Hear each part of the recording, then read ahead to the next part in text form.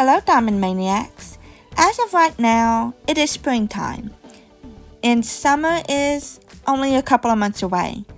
Since I am working on a summery canvas, I figured it would be fitting to have a summer-themed WIP and Chat. Even though it is spring, summer is slowly approaching and would be here before we know it.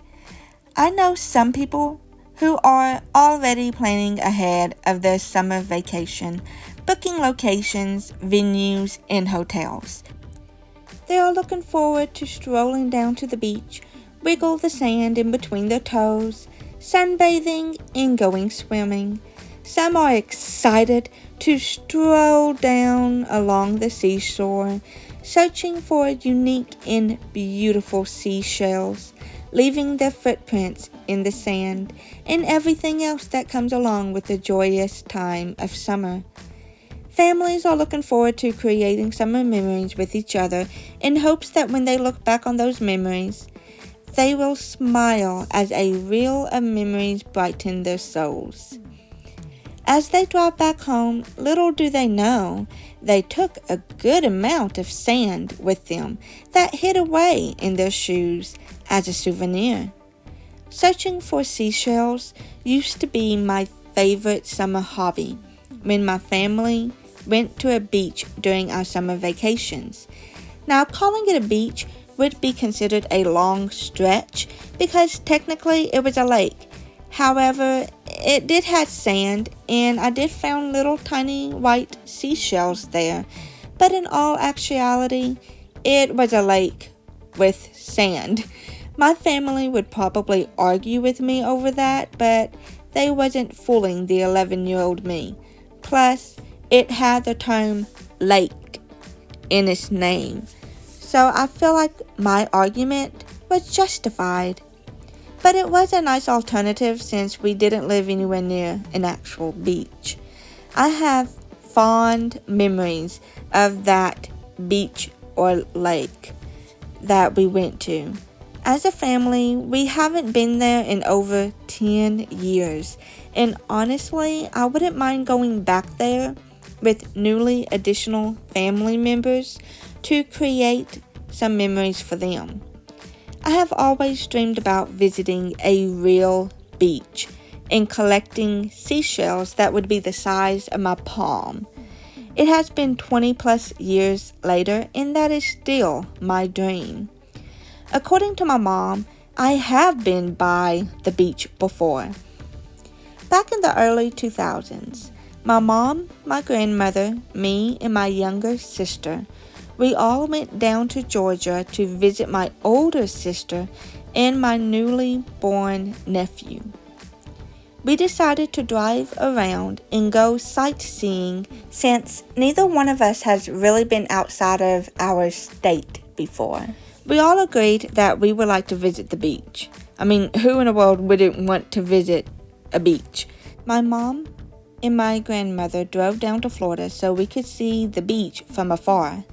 The drive going there was so peaceful that my younger sister and I fell asleep before we crossed over the state line and slept through the whole drive.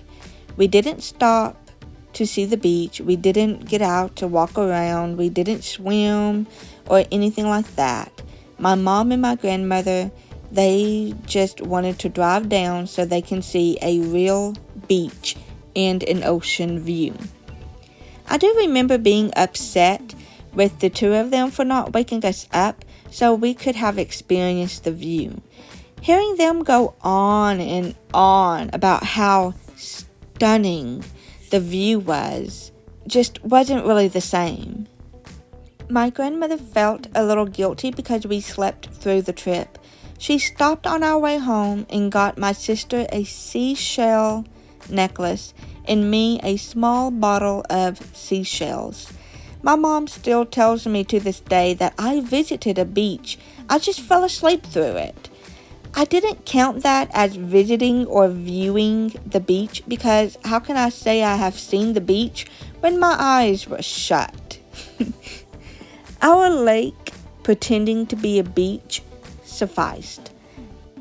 Plus, At the time, if you went to the lake at a certain area, the view was so close to a beach experience as one could get. I had good memories at that lake, building sandcastles, swimming, spending time with my mom, my sister, my aunt, and my cousins, walking along the shore, collecting the tiny white seashells and putting them in a plastic water bottle that I emptied. It was a simple memory, but it was one of my favorite, and I think it is because of how small and simple it is. It reminds me that an experience don't have to be extravagant in order to turn into a good memory. Sometimes the best memories are the smallest events that others may take for granted or overlook. We shouldn't let small happy moments pass us by just because they didn't seem grand. I remember one summer while I was at church camp, it poured down the rain that day of arrival and the next day. A lot of us kids wanted to swim, but we couldn't. We wanted to play volleyball, but we couldn't. We wanted to play on the playground, but we couldn't. On the third day, the rain finally quit, but it was a muddy mess all over the place, and it flooded some areas a tad to where certain locations were blocked off. We kids wanted to have fun, and one of the counselors allowed his group of boys to play in the mud. Then another counselor allowed their group of boys to join in. And another counselor were freeing their boys after the rain to play in the mud. Then we got a knock on our girls' dormitory telling us that if we want to join in on the fun, then to put on clothes that we could care less to ruin and play in the mud. Some girls didn't join in on the fun, but I took off my hearing aids, I placed them in the case along with my glasses, I changed into some play clothes that I could care less if they got stained. I went out there and I basically just slid in the mud. We all were out there walking around in the mud, having mud fights, playing tug of war, sliding around like a slip and slide. I can still remember the one girl who just flopped down. Sorry, I'm trying not to laugh. Who just flopped down in the mud and made mud angels. Counselors joined in. Some workers took pictures and they were smiling and we were smiling, laughing and having fun without a care in the world.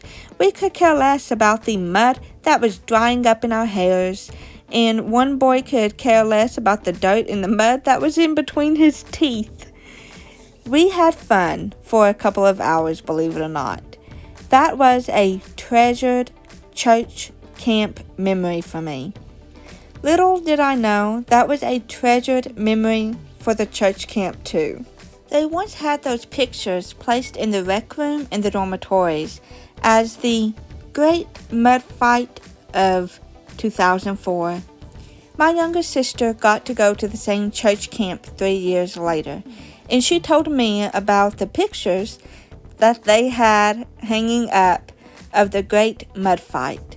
Memories flooded back to me on that day, and I could remember that icky, muddy smell and the fun that I had. After we played around in the mud, the counselors sprayed us all down with a water hose so we could get cleaned off enough to not track mud all over the dormitory floors. It was to the point that they just told us just to shower with our clothes on so we can get the worst part of the mud out of our clothes since we were covered. And they grabbed our soap and shampoos for us since we were covered in mud, and I was sure that the girl that made mud angels was beyond help from the water hose. Once again, that memory was so small, but it is another one of my favorite summer memories. I will admit, I did not enjoy trying to wash the mud out of every crevice, fingernails, and hair. I felt like I showered for hours trying to get cleaned, but it only took me 30 minutes. However, I had to diligently clean the inside of my ears to make sure that there was absolutely no mud left in my ear before I could put my hearing aids back in. There were lots of girls who played in the mud, but very little shower stalls. So we tried to shower quickly for others to have a chance to shower, so all of us kids could get ready for the next activity. Out of all of my camp memories, and I have plenty of good church camp and deaf and hard of hearing camp memories, that one still plays in the back of my mind like a movie.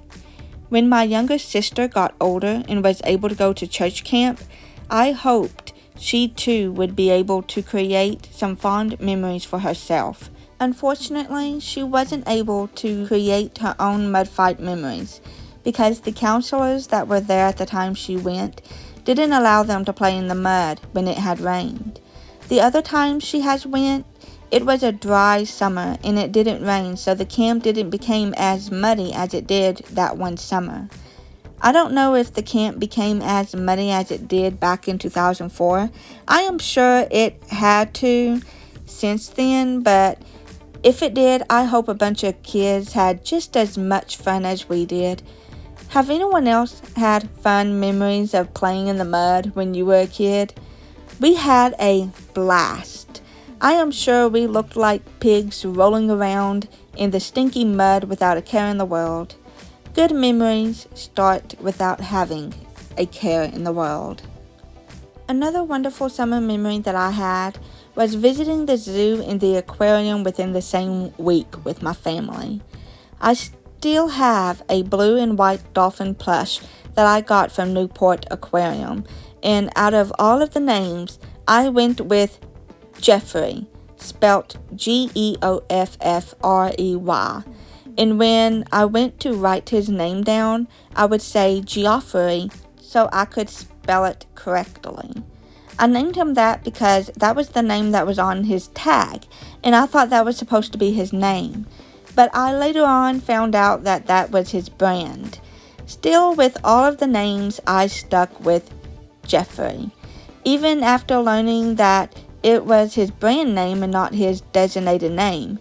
My smallest beanie baby dolphin was Leo, since that was his name that he came with.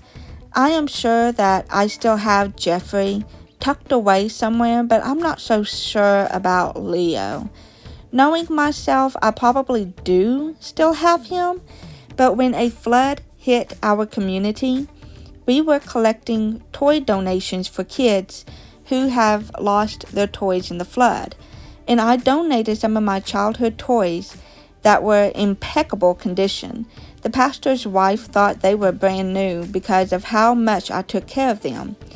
I know for sure my Mulan Barbie was sent to a new home, along with Fortune, a panda beanie baby, and Scorch and Torch, a 2-dragon beanie baby, and a couple of other plushies that I have kept over the years. Jeffrey would have been too big to donate since it had to fit in a bucket. However, Leo would have been the perfect size to fit in the bucket. I just don't remember if I donated him or if I kept him. But if I did, I hope he went to a good home. Without looking at those plushies, I still have fond memories. I don't need them to remind me of that summer.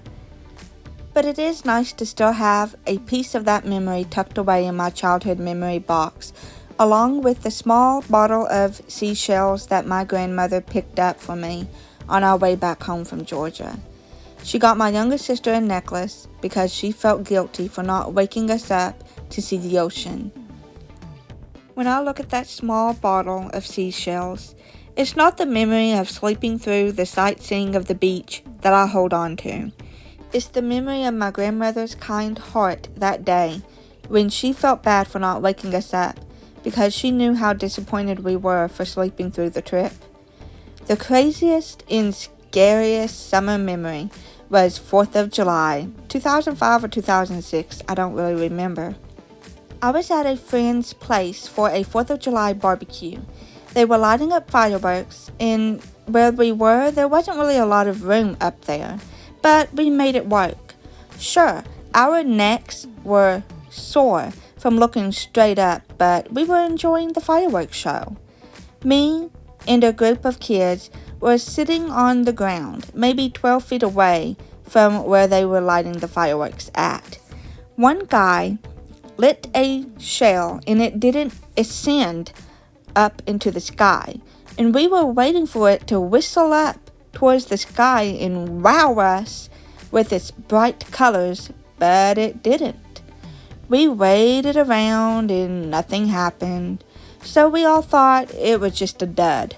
So my friend's father walked up to it to exchange it, and with no warning, it went off. We could feel the heat brushing past our faces as we scurried onto our feet and out of harm's way. It kept going off, and neighbors were coming out of their homes to see the fiasco. Luckily, no one got hurt, but the scary thing was it happened again a few fireworks later, except for it was supposed to be the finale before the grand finale, so multiple fireworks were chaotically going off and spitting fireballs randomly. We backed away in an additional 6 yards until it was over. No one was hurt, thank God. No items were damaged. No car windows were shattered. Everyone was safe and okay. But it was a scary experience. However, it became a memorable moment in our community. It may not have been a good memory, but it left an imprint on me and others who were there that night. As the years went by, some people were able to look back on that night and chuckle while still being grateful that no one was hurt. I had several of good summer memories that I like to look back on. Sometimes when trauma happens in our lives, they can wipe our good memories clean. And it is good for us to look back on those good memories that we have experienced, so we don't get so consumed by the bad memories. Just remember, good memories in the happiest of moments can come in small packages and in simple events in our lives. We don't have to go somewhere crazy to have a good memory. We don't have to have something dramatic happen to us to have a good memory. We don't have to have anything outlandish or extravagant to occur in order to build fun memories. Just because we don't do anything extreme or go anywhere fancy during our summer vacations doesn't mean we can't create good summer memories for ourselves. Sometimes the best memories to have are just spending it with friends and family and treasuring every moment with them while they are still here with us. What is your favorite summer memory? Hopefully I will see you guys next week for some more quirky and fun summer themed instrumentals.